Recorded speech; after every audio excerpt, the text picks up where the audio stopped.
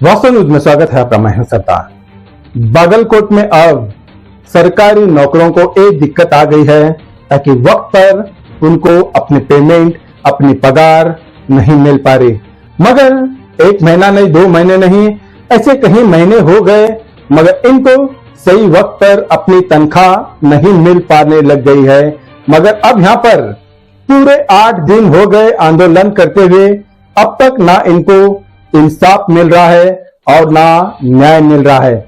इन लोगों को ये हाल है तो आम जनता की क्या हाल होती होगी। ताकि यहाँ पर अब तो सारे नौकरों ने जब वहां पर अपनी ड्यूटी निभाना है और जनता की सेवा करने की बजाय यहाँ पर पूरे 8 दिन हो गए आंदोलन पर बैठकर, मगर अब तक कर्नाटक सरकार ना इनको कोई कागजात बोल दिया है, ना कोई पेन से लिख दिया है और ना कोई इनको आश्वासन दे दिया है। अब तक कोई भी अब तक न्याय नहीं मिल पाया।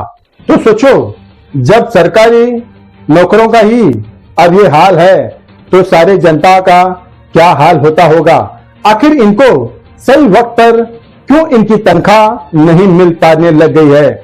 अब तो बच्चों की तो स्कूलों में फी भरना है, डोनेशन भरना है, ना जाने ऐसे बहुत सारे जिंदगी के इतने खर्च होते हैं, वो एक डायरी में ही लिख सकते हैं ताकि वो परिवार के लोग अब तो यहाँ पर सही वक्त पर वहां पर स्कूल के जब फी नहीं भर सकते तो स्कूल के वहां के प्रशासन जो परिवार के लोगों को टॉर्चर करने लग गए हैं। अब यहाँ पर ये भी कहने लग गए हैं ताकि वो स्कूल के बच्चे को स्कूल के बाहर अब निकाल दिया जा रहा है, वरना आप फी ना भर दे तो।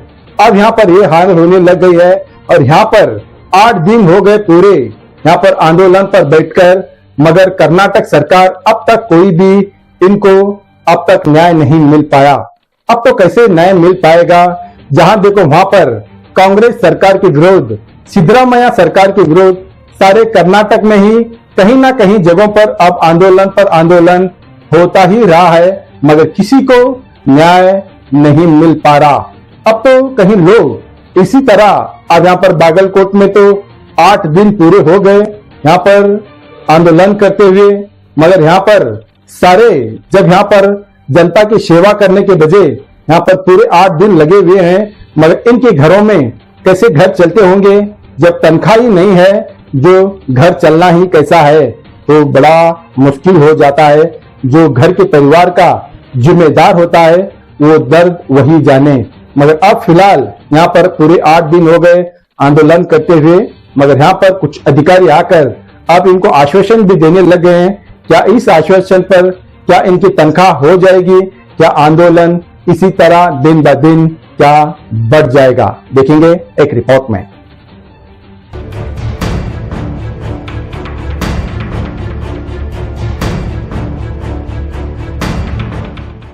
ನರೇಗಾ ನೌಕರರ ಸಂಘಕ್ಕೆ ಏನೇ ಬರಲಿ ಎಲ್ಲಿವರೆಗೂ ಹೋರಾಟ ಏನೇ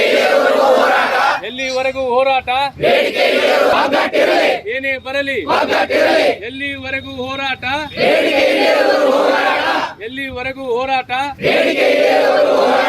ಎಲ್ಲಿವರೆಗೂ ಹೋರಾಟ ನರೇಗಾ ನೌಕರರ ಸಂಘಕ್ಕೆ ನರೇಗಾ ನೌಕರರ ಬೇಕೇ ಬೇಕು, ನ್ಯಾಯ ಬೇಕು, ಏನೇ ಬರಲಿ ಎಲ್ಲಿವರೆಗೂ ಹೋರಾಟ ನರೇಗಾ ನೌಕರರ ಸಂಘಕ್ಕೆ ಎಲ್ಲಿವರೆಗೂ ಹೋರಾಟ ನರೇಗಾ ನೌಕರರ ಸಂಘಕ್ಕೆ ಏನೇ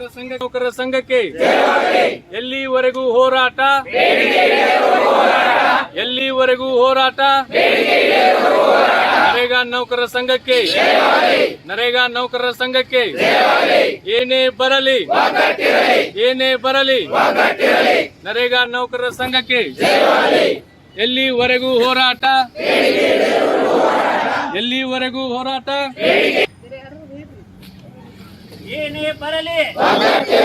ಏನೇ ಬರಲಿ ನರೇಗಾ ನೌಕರ ಸಂಘಕ್ಕೆ ಎಲ್ಲಿವರೆಗೂ ಹೋರಾಟ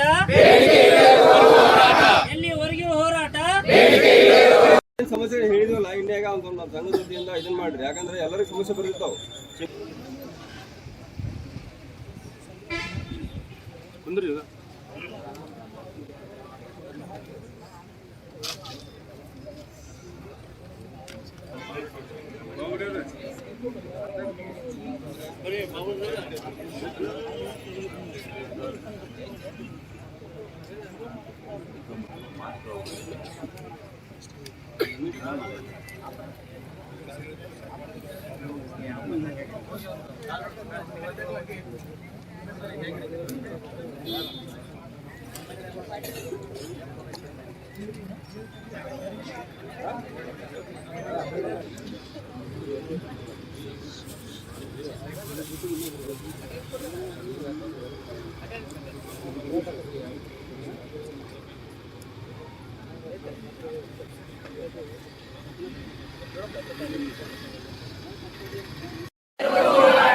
ಏನೇ ಬರಲಿ ಏನೇ ಬರಲಿ ನರೇಗಾ ನೌಕರರ ಸಂಘಕ್ಕೆ ನರೇಗಾ ನೌಕರರ ಸಂಘಕ್ಕೆ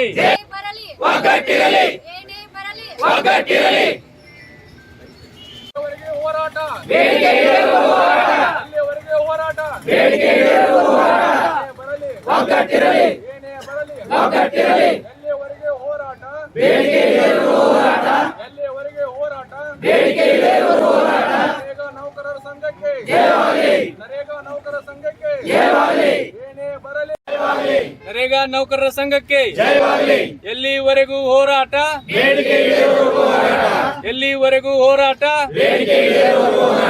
ಏನೇ ಬರಲಿ ಏನೇ ಬರಲಿ ನರೇಗಾ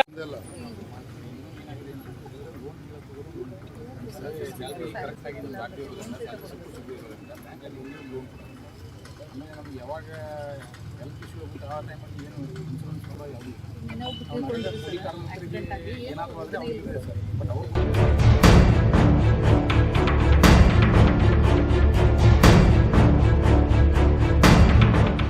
ನಮಸ್ಕಾರ, ನನ್ನ ಹೆಸರು ರೇಣುಕಾ ಅಂಗಡಿ. ನಾವು 13-14 ವರ್ಷದಿಂದ ನರೇಗಾ ಒಳಗೆ ಟೆಕ್ನಿಕಲ್ ಅಸಿಸ್ಟೆಂಟ್ ಇಂಜಿನಿಯರ್ ಆಗಿ ಕೆಲಸ ಮಾಡತ್ತನ್ರಿ.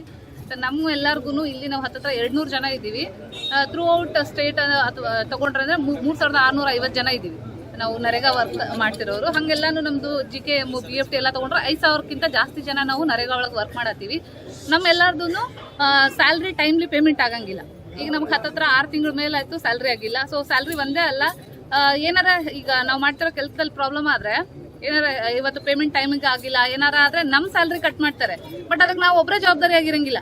ಕರೆಕ್ಟ್ ರೀ.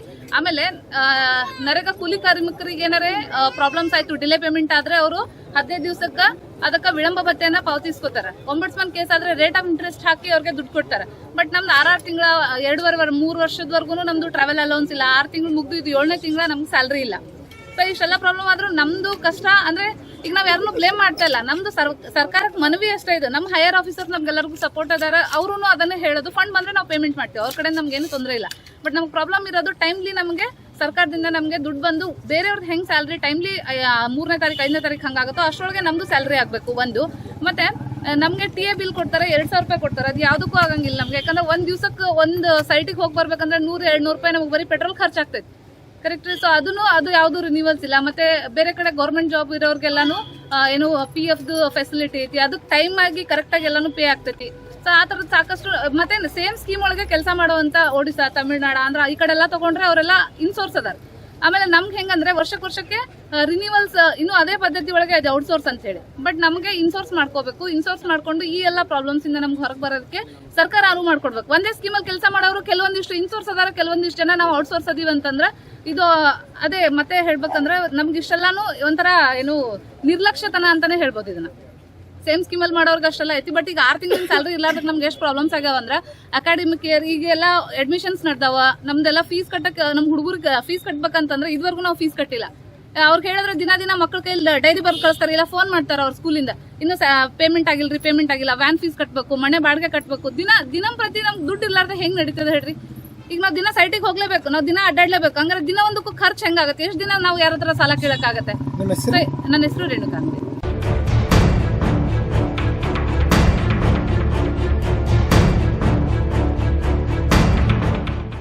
ನನ್ನ ಹೆಸರು ದೀಪಕ್ ಹೇಳೋರು ಅಂತೇಳಿ TMS ಅಂತ ಬಾಗಲಕೋಟೆ ತಾಲೂಕು ಪಂಚಾಯತ್ ಜಾಬ್ ವರ್ಕ್ ಮಾಡಾಕತ್ತೀನಿ. ಇಲ್ಲೇನಪ್ಪ ಅಂದ್ರೆ 8 ದಿನದಿಂದ ನಾವು ಸ್ಟ್ರೈಕ್ ಮಾಡಾಕತ್ತೀವಿ. ಯಾಕೆ ಅಂತಂದ್ರೆ ಕೆಲವೊಂದಿಷ್ಟು ನಮ್ಮ ಬೇಡಿಕೆ ಅದಾವು. ಮೊದಲನೇದಾಗಿ 6 ತಿಂಗಳಿಂದ ನಮ್ಮ ಸ್ಯಾಲ್ರಿ ಆಗಿಲ್ಲ.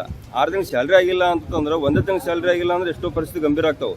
ಅದರೊಳಗೆ ಏನಪ್ಪ ಅಂತಂದ್ರೆ ಸ್ಕೂಲ್ ಸ್ಟಾರ್ಟ್ ಆಗ್ಯಾವು, ಮಕ್ಕಳದು 2 ದಿನ ಸ್ಕೂಲ್ ಸ್ಟಾರ್ಟ್ ಆಗಿ ನಡಾಕತ್ತೈತಪ್ಪ ಅಂದರು ನಾವೇನೋ ಫೀಸ್ ಕಟ್ಟಿಲ್ಲ. ಸ್ಕೂಲಿಂದ 20 ಸರಿ ಫೋನ್ ಮಾಡ್ತಾರೆ, ನೀವು ಫೀಸ್ ಕಟ್ಟಿಲ್ಲ, ನಿಮ್ಮ ಹುಡುಗ ಕರ್ಕೊಂಡವ್ರಿ ಬೇರೆ ಕಡೆ ಅಡ್ಮಿಷನ್ ಮಾಡಿಸಿ ಟಾರ್ಚರ್ ಕೊಡಾಕತ್ತಾರ. ಅದಕ್ಕೋಸ್ಕರ ನಮ್ಗೆ 6 ತಿಂಗಳಿಂದ ಬಾಕಿ ಇರುವಂಥ ವೇತನ ಏನೈತಲ್ಲ ಇಮಿಡಿಯೇಟ್ ಆಗಿ ಇವತ್ತನ 2 ದಿನದೊಳಗಡೆ ಕ್ಲಿಯರ್ ಆಗ್ಬೇಕು. ಒಂದು 2ನೇದು ಏನಪ್ಪ ಅಂತಂದ್ರೆ ಇನ್ನೊಂದು ಇನ್ಸಿಡೆಂಟ್ ಆಯಿತು. ಇದ್ರಾಗ ಟಿ ಆಕ್ಸಿಡೆಂಟ್ ಆಗಿ ಬಿದ್ದುಬಿಟ್ರು. ನಮ್ಗೆ ಲಾಸ್ಟ್ ಟೈಮ್ ಗೌರ್ಮೆಂಟಿಂದ ಹೇಳಿದ್ರು ಆರ್ಡರ್ ಆಗೈತಿ, ನಿಮ್ಮೆಲ್ಲ ನರೇಗಾ ನೌಕರರಿಗೆ ಜೀವ ವಿಮೆ ಮಾಡಿಸ್ತೀವಿ ಅಂತ ಹೇಳಿದ್ರು. ಬಟ್ ಅದು ಇನ್ನೂ ಥರ ಜಾರಿ ಆಗಿಲ್ಲ.